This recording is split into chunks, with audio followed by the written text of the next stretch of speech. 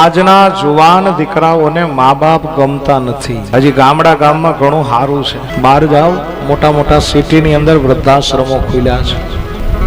અને ભારત વર્ષની અંદર વૃદ્ધાશ્રમો ખુલે.